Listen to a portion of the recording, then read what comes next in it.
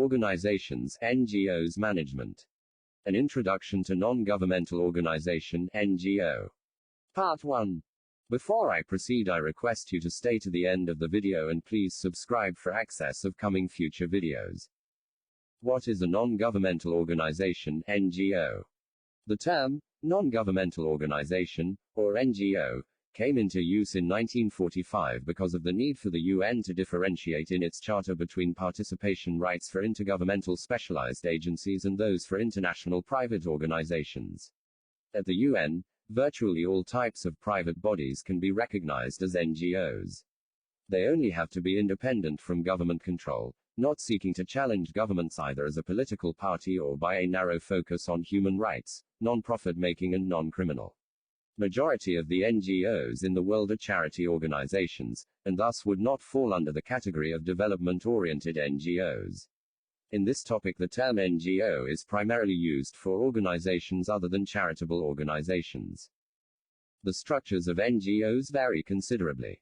With the improvement in communications, more locally based groups, referred to as grassroots organizations or community-based organizations, have become active at the national or even the global level. Increasingly, this occurs through the formation of coalitions with other NGOs for particular goals, such as was the case in the case of the disasters, for example. A civil society is composed of three sectors: 1. Government, 2. The private sector, and 3. Civil society, excluding businesses. NGOs are components of social movements within a civil society. In the case of developing countries, where civil society is not yet mature, NGOs can have an important role in strengthening the foundations of an emergent civil society. The issue of independence is an important one in the credibility of an NGO. It is hard for NGOs not to come under any governmental influence. Individual governments do at times try to influence the NGO community in a particular field, by establishing NGOs that promote their policies. This has been recognized by quite common use of the NGO boards, to label a government-organized NGOs. Also, in more authoritarian societies, NGOs may find it very difficult to act independently, and they may not receive acknowledgement from other political actors even when they are acting independently. On the other hand, development and humanitarian relief NGOs need substantial resources to run their operational programs, so most of them readily accept official funds. It is thus important for the NGO to have transparency in its operations and goals so that its relationship. Details of NGO establishment. 1. Types of NGOs. NGOs can be distinguished into two groups: operational and advocacy NGOs. This may be interpreted as the choice between small-scale change achieved directly through projects and large-scale change promoted indirectly through influence on the political system. Operational NGOs have to mobilize resources, in the form of financial donations, materials or volunteer labor, in order to sustain their projects and programs. This process may require quite complex organization. Finance obtained from grants or contracts, from governments, foundations or companies, require time and expertise spent on planning, preparing applications, budgeting, accounting and reporting. Major fundraising events require skills in advertising, media relations and motivating supporters. Thus, operational NGOs need to possess an efficient headquarters bureaucracy, in addition to the operational staff in the field. Advocacy NGOs will carry out much the same functions, but with a different balance between them. Fundraising is still necessary, but on a smaller scale, and it can serve the symbolic function of strengthening the donor's identification with the cause. Persuading people to donate their time is necessary, but, in addition to a small number of people giving a great deal of time, it is also necessary to be able to mobilize large numbers for brief periods. External donors may not impose onerous administrative burdens, but supporters still have to be supplied with information on an efficient regular basis. Major events will aim to attract favorable publicity rather than raise funds. Therefore, despite the differences, both operational and advocacy NGOs need to engage in fundraising, mobilization of work by supporters, organizing special events, cultivating the media and administering a headquarters. Only the defining activities, implementing projects or holding demonstrations, serve to differentiate them. In reality, The distinctions are not as sharp as the labels suggest. Operational NGOs often move into advocacy when projects regularly face similar problems and the impact of the projects seems to be insufficient. All the large development and environment operational NGOs now run some regular campaigns, at least by supporting campaigning networks. Similarly, advocacy NGOs often feel they cannot ignore the immediate practical problems of people in their policy domain. Human rights NGOs and women's NGOs end up having programs to assist the victims of discrimination and injustice. 2. Range of NGO activities.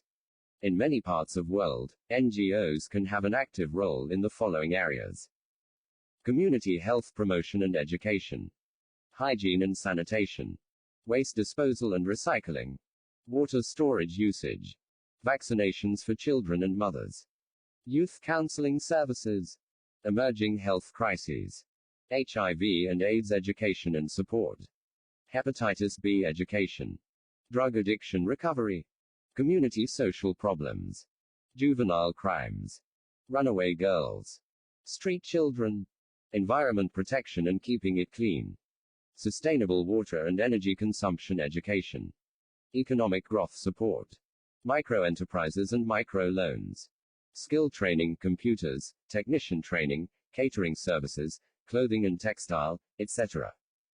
Product promotion and distribution, bazaars, etc. Cooperative creation, financial consulting, career services and job search assistance, developmental programs, school construction and illiteracy reduction programs, infrastructure construction, cultural center construction and operation, agriculture and aquaculture expert assistance, women and children's rights, battered women assistance centers, gender equality, counseling hotlines, telephone-based counseling services for women, legal assistance to minority groups, especially women. 3. Constituting or establishing NGO board. There is a growing need for non-profit and non-governmental organizations, NGOs, throughout the world to be more effective and productive. One of the many ways they are achieving this is by broadening and strengthening the constitution of their boards. An increase in the effectiveness of NGO board itself has been achieved by bringing together organizations and leaders with a shared interest in the work of boards, building capacity by training, and developing management and governance tools. Having a good and effective NGO board provides a basis for successful management of its organization, familiarizes its target constituents with the activities of the NGO, help in better understanding the organizational structure of the NGO, and also assists in distributing responsibilities among the team members within the NGO organization. An NGO board may be called by different names: board of directors, steering committee, advisory group, etc. The term board is used collectively and interchangeably to mean all these names. Following a constituting procedure of board members. A. Board functions. How does an NGO board function? What does it do? Board, first of all, sets policies and strategies for the NGO, in line with the agreed purposes, principles and scope of the NGO. It also sets operational guidelines, work plans and budgets for the NGO and policy and program support. Many times, it is also called on to make funding decisions. It assists the internal workings of the NGO by setting criteria for membership of, and appointing, review panels and/or support groups. Board may also establish a framework for monitoring and periodic independent evaluation of performance and financial accountability of activities supported by the NGO. One of main roles of the board is representation of the NGO in the larger community. It represents views of the NGO in various constituencies, or within the NGO community in relation to outside organizations. NGO board is frequently asked to coordinate with outside agencies, as well as advocate for the NGO, and mobilize resources. Often, the board is the first contact that an NGO's target audience has, and in some cases it is the first contact where people's concerns are actually heard, due to the high standing of board members in the community. The board's presence in the field sometimes forces decision makers to listen to affected people's concerns, and can help to open up alternative solutions. Within the board setup itself, an NGO board selects and appoints chairpersons for the board, and also participates on committees and working groups of the NGO. B. Mandate and working methods of NGO board members. What is the mandate and working methods of NGO board members? The NGO board members participate fully in all meetings of the board, including study all relevant documents in order to provide input in the decision-making process. Many NGO board members are also expected to participate in teleconferences and other virtual means of communications among board members, the NGO community, networks and with the other NGO board members, especially due to their work schedules etc. NGO board members advocate the participation of community representatives in the design, implementation and evaluation of policies and programs at all levels of the NGO. They provide input into equitable and appropriate allocation of resources and maintain a focus on issues of importance to the community and NGO movements in general.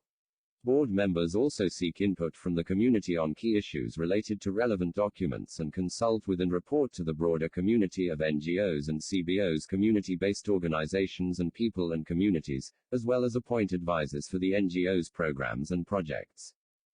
C. Qualifications and criteria for board selection. Who should become an NGO's board member? What criteria is necessary to select board members? Based on the board's functions, including representing the various constituencies, the process of selection of board members, and the designated alternates takes several criteria into consideration. Board members should possess an understanding of the scope of work of the NGO or NPO, non-profit organization and opportunities it presents, the ability to strengthen the board's understanding of NGO and other issues, have experience and responsibility to carry out tasks and roles of the board, represent issues related to NGO involvement in its target issue, or area, and represent issues related to the NGO's target community. They should also have a minimum number of years in frontline community work, and an ability and capacity to communicate and network effectively and broadly. For example, they must have functioning communications linkages such as telephone, fax, computer and email. NGO board members are expected to have the ability to represent and promote the NGO publicly, as a board member representing the NGO community, ability to act within a team setting, be gender sensitive, possess diplomatic and strategic political skills, including capacity to think and work strategically, possess the ability to work in international and local languages, and also have linkages to an organization that can facilitate communication and liaison, and provide consultation and support. D. Composition of a board. An NGO board usually has 10 to 15 members, with a president, a treasurer and other positions designated to specific tasks or issues related to the NGO's program areas. The member positions could be rotating and/or renewable. E. Length of terms for board members. The length of terms for NGO board members and alternates varies from organization to organization, but usually ranges from 1 to 3 years. F. Cessation of appointment. Due to the nature of the work and contribution to the workings of an NGO board, criteria for cessation of appointment is also usually set out. An NGO board member could cease to be a member if he or she resigns, he or she no longer has an employer who is supportive of the time commitment required, or he or she no longer has links to the organizations that secured his or her nomination and/or selection to the board, he or she is unable to perform the agreed upon tasks, he or she is unable to work with the other NGO board members as part of a team, or if a conflict of interest is declared. Please don't miss the part 2 of this topic. Thank you for your time.